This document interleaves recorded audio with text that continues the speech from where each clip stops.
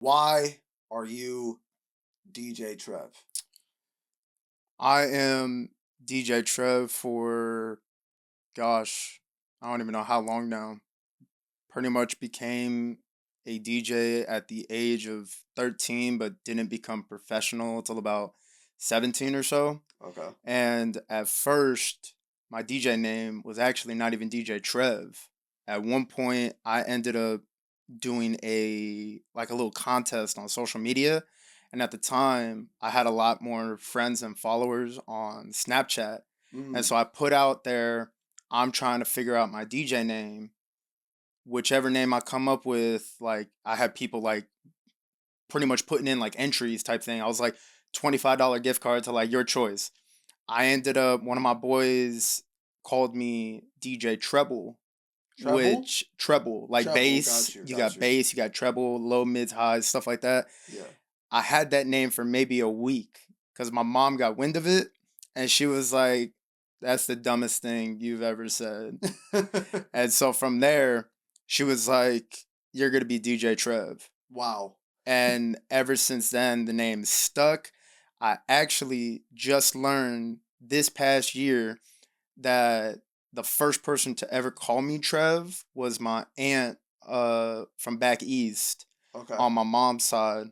And crazy enough, like I never knew literally until last year. I'm 26. I was 25 last year and I just figured out who started calling me Trev like at the very beginning. Right. And it just came like a full circle moment and it's been a ride, bro. Man, it sounds like family is so crucial to who, Oh, who you are today. Is that true? no, yeah, absolutely. I mean, it's one of those things you could pick your friends, you can't pick your family. Right. And I definitely have embraced every single thing that I do around family. Like Mm. it's family's a big, big part of me. That's awesome to hear. And we spoke. If you guys haven't checked it out, we did a podcast before about mental health. Yeah. But the last time we spoke, you weren't a father yet, or maybe you had just become a father. Time has moved so Time fast. has moved real quick, man. But yeah, I'm a dad now, bro. Yeah. So speaking of family, man, like tell me, first of all, congratulations. Thank you, man. Thank you. What's it like being a dad? It's crazy, man. Honestly, he just turned 7 months today, Okay, and congratulations. thank you, man. Happy And birthday, I guess. yeah, right, yeah. Yeah. It's definitely like giving me a different mindset on Mm, things. It's definitely made me want to like work harder than I already am mm, because I want to be able to show him like some of the stuff when he gets a little bit older. You mm. know what I mean? And so it's definitely put like a different dynamic on my mindset. Yeah, Definitely, yeah. man. So it's this is what I'm curious to know. What is it? And you feel free to skip this question, but you having had so much of your family passed on to you and now it's literally your DJ name, right? What's something that you learned from your family or something your family taught you that you want to pass down to your son? Oh yeah, absolutely. Definitely I want to be able to teach him basketball. I grew up hooping, playing basketball my entire life. Mm, Definitely want to teach him about like music and DJing as well. But at the same time, I don't want to force anything onto him. right. Like in a way I am going to like explain and teach some of these things, but at the end of the day if he says like, hey It's not for dad, me. I don't want to do it, it's not for me, cool. I want him to figure out what he really wants to do in life. You know Right. what I mean? And that's obviously for a long time. You know what I mean? Yeah. I plan to be a DJ until I can't pick up DJ equipment anymore, honestly. May that But last forever. no, yeah, exactly. I want it to last for a very, very long time. Mm, And I personally feel like I haven't even peaked at my best yet, because I'm always like wanting to progress, be a sponge and everything, like soak every like thing up and knowledge and stuff like that.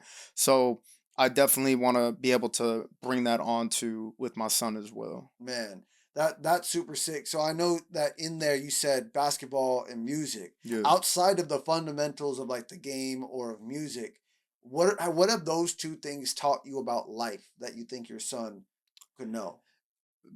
being like in basketball, because I grew up playing basketball. I then became a referee at the age of 12. I started working at the age of 12. I then became a basketball trainer, basketball coach, like now a basketball DJ. Yeah, I'm It's gonna get one, to that in a second. yeah. But it's one of those things where it's like anything that has to do with basketball, whether it's a player, a ref, a trainer, a coach, it's no matter what, it takes a team to do it. Mm, And being a team player as well. I've seen a lot of people try to do this stuff on their own. It's the success rate is very, very low. low, very minuscule. Like it's very tiny. You know what I mean? So Yeah. definitely having the knowledge of being a team player and being a leader as well, being very vocal, I would definitely want to pass that knowledge and Right. stuff to my son. Man, I love that whole mindset of team player Mm-hmm. because if you think about it, a lot of the teams that we love or even players that we love, like you can have your superstars, Correct. Yeah. but you're only as good as your team is at the end of the day. 100%. Yeah. Yeah. Absolutely. Absolutely. Man, so the transition here, music and basketball combined Yeah.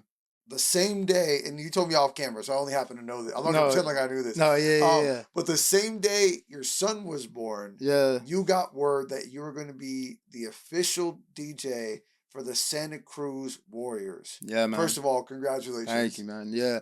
It was crazy because when she was in labor, I got the text around like early afternoon, got to the hospital, and then an email came across my phone, and it was from somebody with the Golden State Warriors. Mm.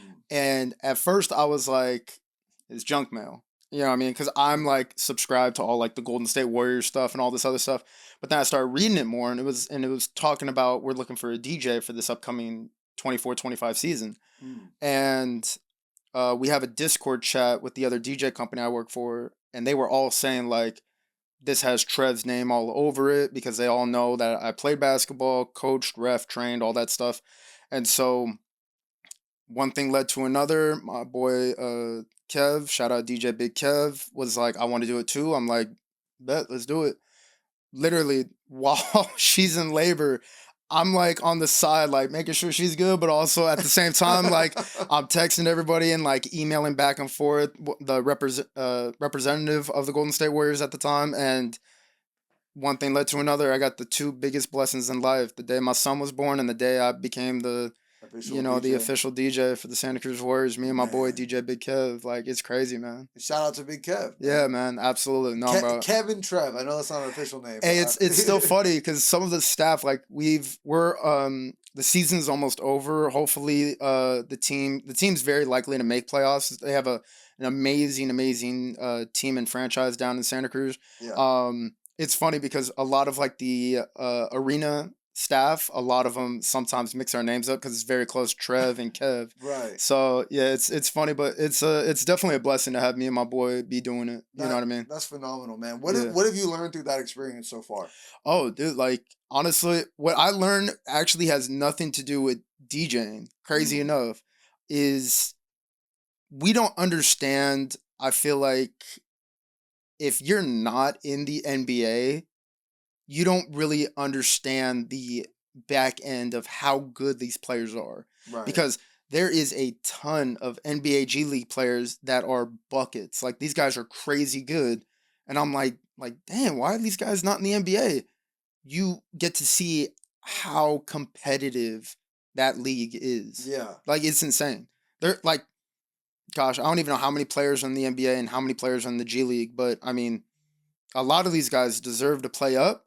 But then you see how competitive and how hard it is to play at the next level. Right. And it's insane, bro. Because the place that Big Kev and myself set up, we are right at the scores table. Mm-hmm. So we see these tall, I mean, these guys are 6'7", 6'10". One of the players that just got a contract with the Golden State Warriors, his name was Quentin Post. He was our center. This guy's 7 foot, 7'1", and it's like, I'm 5'8", bro. Like, I'm just like looking up, what's up, Quint? Like, it's insane that some of these players, and you get to see right in front of you how intense this game is. Yeah. You know what I mean? Man, this to me, that is a beautiful thing about life. Yeah. Right? Where you could feel like you know, or not know, but like a couch coach is what I like to call people. Oh, yeah. You sit on your couch and you're like, man, if I was in the game, I would have just passed it to this person. I would have done this. I would have No, done yeah. that. Right? And then you look at, we're so spoiled to think that whatever the highest of the high is, that anything below it is like, man, but it's not this though. And then you said, like you said, you get there and you realize, hey man, like whatever you think, cool. But these people work hard. Oh yeah, no, You know? 100%, man. Do you feel like you run into that in your DJ career? Like, do you feel like maybe other DJs not talk negatively about you, but they look at what you do and say, man, like that's not even that difficult, or people in general? I mean, there's been a couple of times where people have seen me DJ and they're like, "Oh, like I could definitely do that."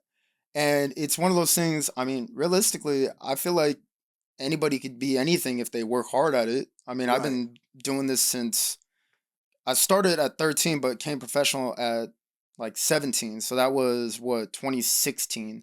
And I mean, obviously when you do something consistent over and over and like repetitive, you get way better and everything. And so I mean, there's people that, you know, look at the stuff and they're like, whoa, like that's like a foreign language. And then there's other people who are like, oh, I can do that. But I mean, if you do it, then what's going to happen if you actually do it and then it doesn't go your way? You know what I mean?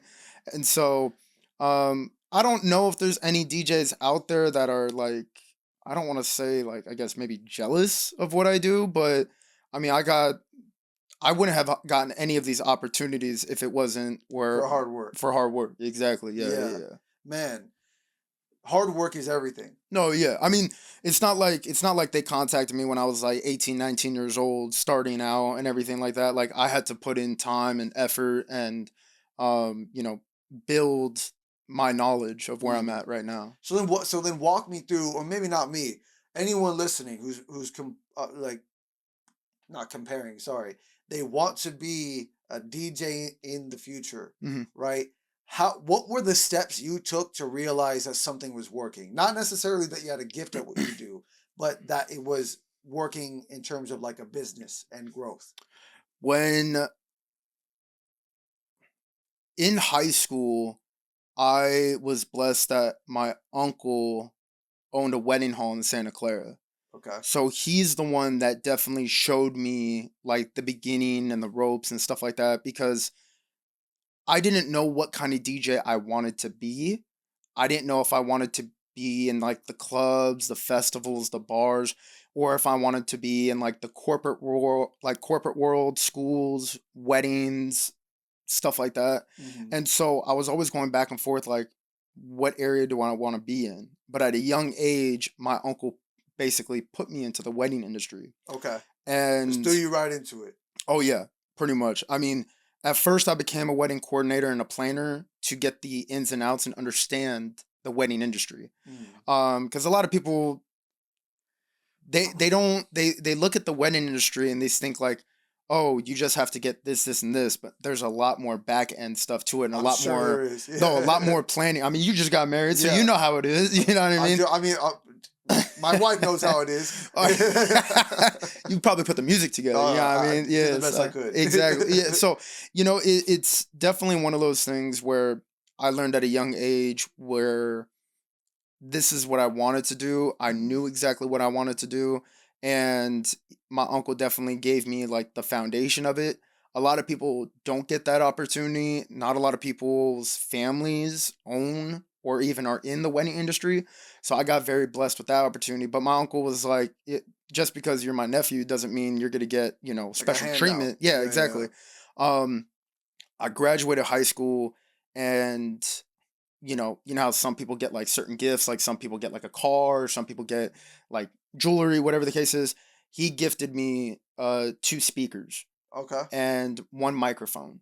And from there, it basically helped me lay the foundation of who you are today. Oh yeah, 100%. 100%. None of the equipment he gave me I use anymore because of the foundation he built for me. I've always been, you know, building and building and getting more and better and updated equipment. And so, bless his heart, he's the reason I'm pretty much one of the reasons I'm here today, being a That's awesome, DJ. man. Yeah, Dude, shout out to your uncle. What, yeah. what I'm curious about is after you establish yourself in high school, right? Or you're, I'm assuming you're doing wedding gigs at first, right? Oh yeah, like there was a point in time I was dabbling back and forth with a few bars and clubs in Tracy, Modesto, and Stockton, Mm, and also doing weddings. okay. So I was. It wasn't one of those things where I was like, when I was thrown into the wedding industry, it wasn't one of those things where it was like only doing weddings. I wanted to figure out myself, like, okay, am I gonna want to do more clubs, bars, stuff like that? Or am I gonna want to do more like weddings, corporate schools, events like that? And sooner than later, I learned that, weddings, schools, corporate, sporting events, um, is where Where you I wanted to I would be. want to be at. Yeah, yeah, Okay. yeah. So is this you reaching out in the beginning when you say like you were doing clubs and stuff in Tracy? Were you reaching out to people and say, "Hey, I would love to DJ there," or One how's hundred that? percent. Oh yeah, Okay. because when I very first became a DJ, I was doing like house parties because I had to get my name out there. Right. But even when I was doing like those clubs, bars, like nobody knew who I was yet. Mm, Um, I started to build a rapport with people from bars, clubs, stuff like that. But it wasn't like kind of like my envision on where I was going. And then I started going into more with like middle schools and high schools, DJing like middle school dances, proms, winter formals, homecomings, stuff like that. And then that's kind of when my name started kind of like floating out there a little bit more got it. and getting more like acknowledgement of like, oh, like, DJ Trev's gonna be at like this certain dance, like we gotta go, this stuff, like, you know what I mean? So Yeah. yeah. No, see that makes a lot of sense to me. What I'm curious about is how do you stay humble through all that? Because to me it seems like I know how I feel when I work hard at something for years. I've been making music, Hmm. writing at least since I was 6 years old. Yeah. Making music since I was 14. I'm 30 now. I just turned 30, aging myself here. But I know that regardless of if I have a contract in my hand or not, I know what growth looks like because I have a business outside of this. Yeah. So for me, humility, I don't want to say it's difficult because at the end of the day, I'm nobody. But I would imagine that if I had turned into somebody, I got signed to anything, Hmm. I would say, you know what? Like, I earned this. I deserve this. So I'm curious, how do you stay humble with all the hard work that you've done getting to where you are today? How do you do that? I feel like it's one of those things I'm still growing. Okay. I remember listening to an acceptance speech of Matthew McConaughey Okay. where somebody asked him, I'm paraphrasing of course, and I gotta watch this video again, where um he says that his hero is himself, but in 10 years. Hmm. And he's constantly always going to chase it. He's never going to meet that person. He's never going to be that person, but it gives him something to chase and to become better at each Hmm. and every day. And Okay. so when I heard that, I was like, man, like I want to use that for myself. Yeah. And when I heard that acceptance speech, it was like the Emmys or I forget what award show it was, but um, when I heard that, I was like, man, like I definitely want to be able to take that mentality and use it for myself. And I Yeah. feel like that's what definitely, keeps me humble is that, you can have everything in the world, but as long as you're still trying to strive and become better each and every day, then, you're doing something right, Right. and I feel like that's what's definitely helped me, stay humble. And plus, I don't think I'm bigger or less than anybody. I'm just realistically going with the flow and just trying to You're just being become a you. sponge. Absolutely, yeah, yeah, one Yeah. hundred percent. Man, so tell me then if you agree with this statement based on what you just said. What I feel like I get from that is your hump ego probably comes from what we think peak is, Hmm. and you stay humble, or that Matthew McConaughey quote.